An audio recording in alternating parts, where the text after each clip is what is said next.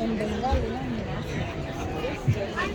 A mí me trajo el bondi con flores y me trajeron aquí por Día de la Madre, Bengal. No, el zoológico también. Ajá, el zoológico me trajeron. Good afternoon, Bronx Explorers. Welcome aboard the Wally J Monorail. My name is Rashana, and I'll be your guide and driver. For your safety, please remain seated at all times with your hands and feet inside the car. Are we ready for this ride? Make some noise! Are we ready for this ride? Make some noise! Well, let's just say happy Mother's Day to all moms on board. Here at the Bronx Zoo, we are at the headquarters of the Wildlife Conservation Society, also known as WCS. We have scientists and eco guards working here and in the fields to protect animals all over the world. Our important animals as we approach them without your help. Scientists and zookeepers need good observation skills to learn about animals and ensure their health. Think about what an animal is doing and what that might mean to you. We have now traveled over 7,000 miles in our information. We are on the lookout for animals. Just that you hear now is some peacocks and blue crabs. It is now mating season.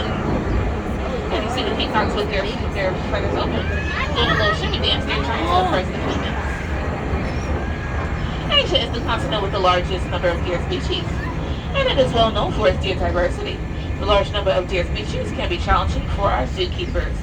And this is the front part of the meadow, and there's a back part of the meadow where we'll see the deers later on.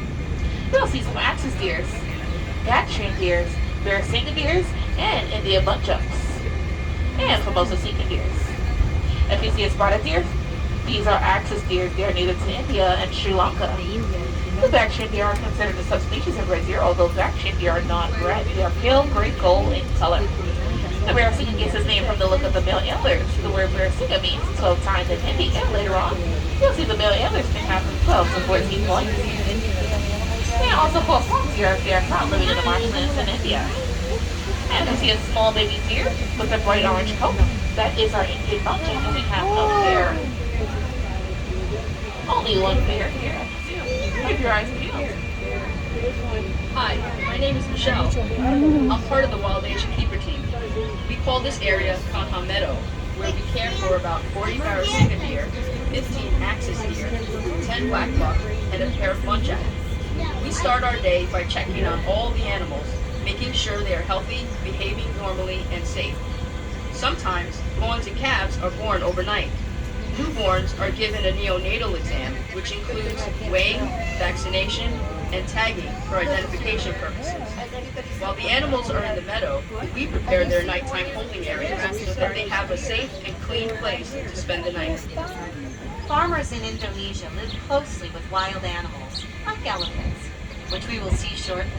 WCS field staff work with local leaders and farmers in Indonesia to come up with the Crop Protection Unit. This unit created many different ways for farming to continue in close proximity of wild animals. One strategy was to soak ropes in chili powder and place them around the crops. Elephants do not like chili and leave the farms alone, allowing the farmer and the animals to share the habitat peacefully. We all know that a species that is extinct no longer exists, like the dodo. This next animal we will see was on the verge of extinction. In fact, the Mongolian wild horse, or Swarovski horse, was extinct in nature, and they could only be found in zoos. What are the differences between these horses and the domestic ones we're more used to seeing? I'll give you a second to analyze. You may notice that they have a stockier build, shorter legs, and an erect mane, which is missing a forelock. That is pieces of mane that falls over their forehead. Aren't they beautiful? Recently, there have been some reintroductions of Mongolian wild horses in several areas of Mongolia and China, compared to North American and Asian zoos. The Bronx Zoo received its first animals in 1902 today, and we have had over 52 Swarovski horse foals born here at the zoo. And for those who do not know what a foal is, that is a baby horse. Here's a note from one of our field scientists. I'm Jonathan Slatt, and I'm the Russia and Northeast Asia coordinator for the Wildlife Conservation Society. I believe that wildlife has a place on this earth, and my job is to find practical solutions that allow people and wildlife to thrive together. Przevalski's horse went extinct in the wild in the 1960s. Now On a recent trip to Kazakhstan, I thought about the ongoing and successful efforts in the country to bring resources back to the Central Asian steppe. The world needs happy stories, to watch the impossible become possible, and to see hope restored. That's what's happening today here at Wilson's Force. Can anybody guess what we'll see next? Dinosaurs. Lion? Elephants? T-Rex. Ooh. A giraffe? Maybe not. We're now on the lookout for another large species. People. If you see a very large cow-like animal, that is our gaur. No binoculars needed to get a good look at our gaur. They have the largest wild cattle in the world. Males can weigh over 2,000 pounds, as much as a small car. They can stand up to 6 feet tall and are 10 feet long. With their large size and impressive horns, the male gaur can fight off just about anything, even a tiger. Gaur were highlighted on season 3 of the Zoo on Animal Planet. And if you guys look closely, you can see 2 baby gaur in our exhibit that were born right here at the zoo last summer. Here's our keeper Dave with more. Hi, I'm Dave, a wild animal keeper here in Wild Asia. When the Bronx Zoo received 2 female and 1 male gaur, There you go. it took a couple Showtime. of introductions before all the animals were comfortable. But after a little bit of time, the 3 new animals fully integrated into the herd, and we have the family that you see today. A family group of gaur can consist of up to 40 individuals and is typically led by an older adult female called the matriarch. Since the 2 females and 1 male have been added to this family, there have been a number of offspring. This is important because gaur are considered to be a vulnerable species, so it's vital to maintain a healthy growing herd here at the zoo. As they practice our scientific observation skills, you may be hearing a noise coming from the concrete jungle rather than an Asian one. It's easy to forget the Bronx Zoo sits in the heart of an urban environment, but the noise you may be hearing behind you now is traffic on the Bronx River Parkway. The walking path that sits directly in front of us is used to reduce the noise of our city's traffic. So I'm pretty sure everybody on board has a favorite animal, right? Yes.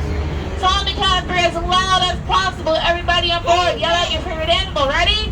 1, 2, 3! Lion. I love it. As we round this corner, we're on the lookout for another large animal. Can we guess what it is?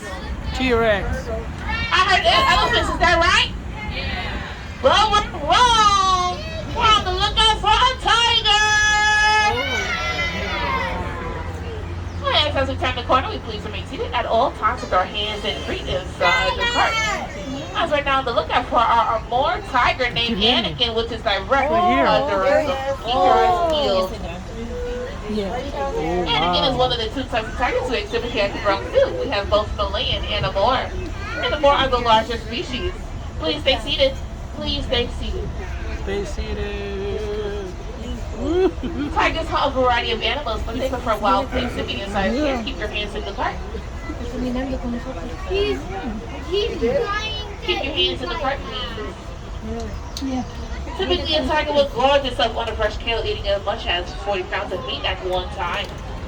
Just think that's about 160 hamburgers in just one setting. After a meal of that size, a tiger will usually not eat again for several days. And they can sleep to well over 22 hours in the day. Let's say bye, Anakin.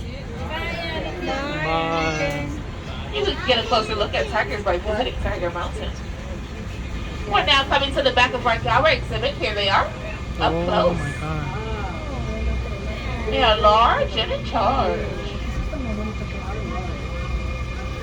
Aren't they something? And next to our gaurs, we have our deer meadow. And we have axis deers, section deer. There are sika deers, Indian monk, just and Formosa sika deers. So keep your eyes peeled to the far distance for some deer. Here's a little bit more about what we do here in the fields. WCS works with many species of tigers in the wild and the Here's a note from one of our field scientists about his experience working with rangers to protect tigers in Indonesia. Hi, my name is Pangulaba. Help you the rangers of the national park increase their forest control. There was a time when we found some tigers in the jungle, but then we also found that some snares are being found inside the forest. some threats to the animal. We dismantle the snares to make sure that the tigers are safe. This next animal blends in with the muddy area it calls home. If you see what looks like a pig with upper tusks that are up to the top of its snout and curve backwards towards its eyes, you have found a pig called the babarusa. Babarusa means pig deer in the Malay language. Babarusas have very little hair in their body, making their skin color allows them to blend in with the mud and rocks, making them hard to find.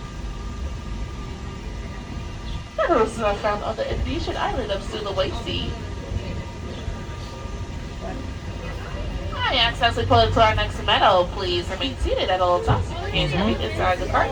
As we're now on the lookout for the world's largest land mammal, our Asian elephants. Both Happy and Patty. Wow. Happy Patty? These females are well over 50 years old. Directly in front of you is their large back scratcher and a big pool for them to go cool off. Aren't they massive? The first thing I notice is the elephant's size. Our Asian elephants can weigh more than 10,000 pounds, so they have to eat lots of vegetation. Our elephants can eat up to 200 pounds of hay each day and drink over 60 gallons of water. There are more than 40,000 muscles in an elephant's trunk. That's incredible.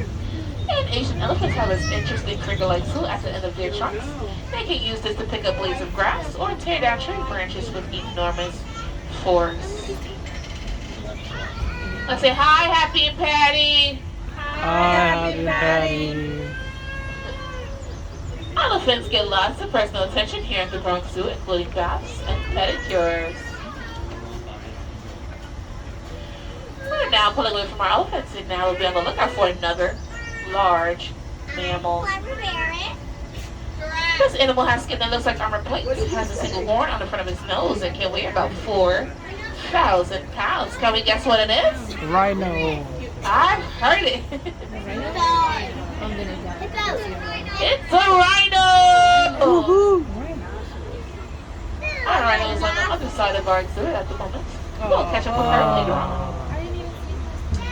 Today, our rhinos are highly endangered. Recent estimations have the wild population at around 3,700 one-horned rhinos that survive in India and Nepal. Here at the Bronx Zoo, we care for 5 endangered greater one-horned rhinos.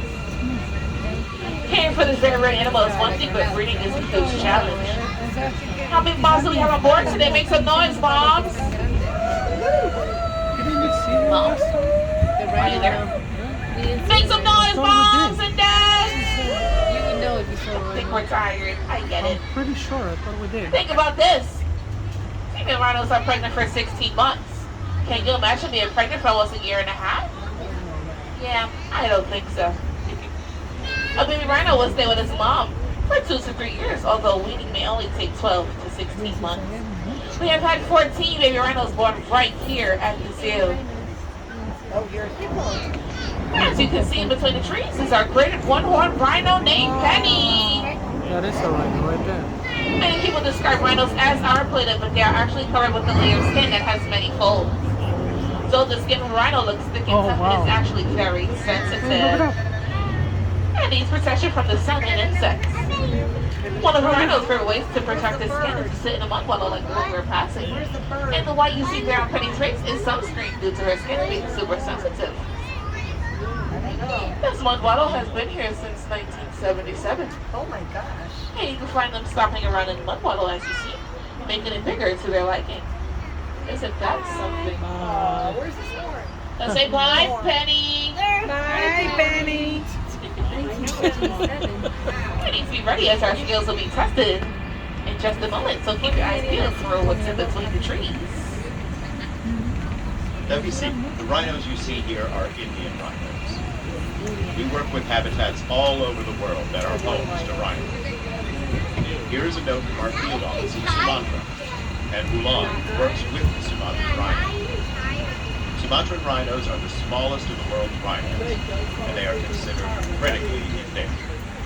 My name is Mulan Kuskari, and I'm the Species Conservation Specialist for WCS Indonesia program. We carried out an island-wide survey of the last wild population of Sumatran rhinoceros in Indonesia. There are so many unknowns on how to manage Sumatran rhinos in wild captivity. Our study showed timidity, that we must protect them as such.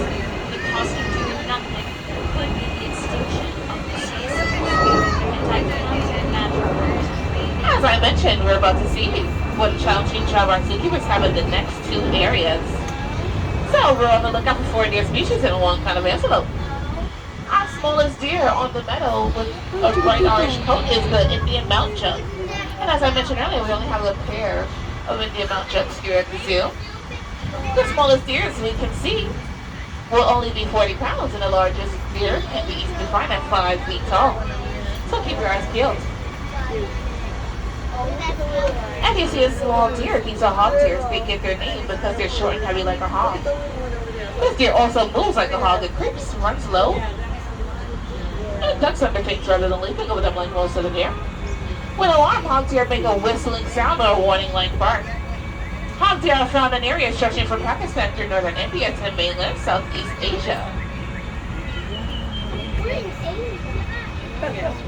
If you see animals with a yellow-brown coat or a bluish-gray coat, you have spotted the nilgai, which are the largest of the Asian antelope species. The males have horns while the females do not. Mature males can be recognized by the ornamental tufts of hair they have on their throat. The males are the bluish-gray color while the females are the yellow-brown honey color. Their name refers to the coloration. Nilgai means blue bull in Hindi.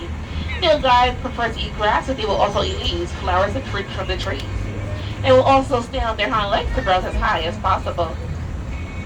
The largest species we can see is the sandbar deer, the largest deer in southern Asia. Males stand up to 5 feet tall at the shoulder and can weigh as much as 650 pounds. Their antlers can grow up to 5 feet long, to 3 feet long, and they have 3 points on each bar.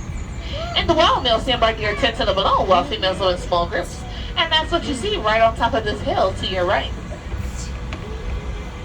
We have both nilgai antelope and sandbar deers, and they're to your left a little bit, directly in front of you, behind the back bush. Aren't they beautiful? Well, it's usually hard to spot our next animal.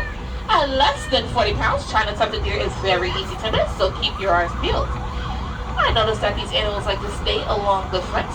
You can find them in the leaves, so stay alert. At less than 40 pounds, we have the China-tufted deer. A fun fact about this animal, they get their name from the distinctive tuft of hair that is on the top of their heads. Male tufted deer have small antlers with short button-like spikes growing on short, bony burrs. And they like to stay out year-round in both cold and hot weather. I don't think they're out at the moment. But, just like the white-tailed deer here and there, tufted deer have a white tail and row. This can be important for deer communication. If alarmed, the deer raises its tail, showing a flash of white. That can say danger to other deer or help the fawn to follow its mother and then flee. These beautiful little deer are very rare in zoos outside of China. Well, sit back and relax before your long walk in the zoo today as we cross back over the Bronx River. Thousands of commuters cross this waterway every day, but underneath the highways in our elevated tracks. The river still rushes along, providing a habitat for ducks, turtles, fish, and migrating birds. If you look carefully, you might see some outlines of fish and some swimming turtles. We also have a treetop adventure, which you can go ziplining straight across the Bronx River. The rocky terrain in this area is the perfect environment for the next two species. Both are adapted to climbing rugged mountain slopes. Identifying them can be difficult, but let's look at their horns first. If you found the horns to be curved backwards, you are looking at a female tar. We have an all-female group at the moment. Himalayan tar are relative of the wild goats. And the tar hooves have special rubbery cores that help them grip the rocks, much like the sole of the boot. If we wanted to study tars in the wild, we would have to be ready to do some serious rock climbing. If you notice an animal with horns that seem like a corkscrew, these are moncor. Moncor are the largest of the wild goats. If the horns are very large and the animal has a mane like around its neck, that is the male moncor. The horns on the male moncor can grow to be almost 5 feet long. The horns on the female moncor do not grow as long, but they do have similar spirals to the males. Here they go, aren't they beautiful? Wow. While they primarily graze on grasses, they have been known to climb trees to reach fresh leaves, and there are more on your right, which will pack shortly. Some are awake and some are sleeping. Oh my Aren't goodness. they beautiful? Does anybody like goats? Yes. Well, keep your eyes peeled for something red, furry, and usually living up the trees. We have a red panda named Mira, Lioness. Kelby. Oh my Lioness is god. not a relative of the giant panda, but is a relative of skunks, weasels, and raccoons. You Oh can look my down, God. not up in the trees. He likes to eat bamboo and feed on leaves. And the paw of the red panda is called hun ho, which roughly translated means Oh, firefox. look at that, Wendy. The Chinese word for red panda translates to small bear cat. To see more red pandas, visit our Himalayan Highland exhibit located just a short walk from the monorail. But you can also see one of Asia's big cats, the snow leopard. Does anybody like snow leopards? Yeah. Okay, as we round this bend, our journey is almost at an end. You've heard from some of our animal experts here and in the field and shadow some of your own scientific skills while on this ride.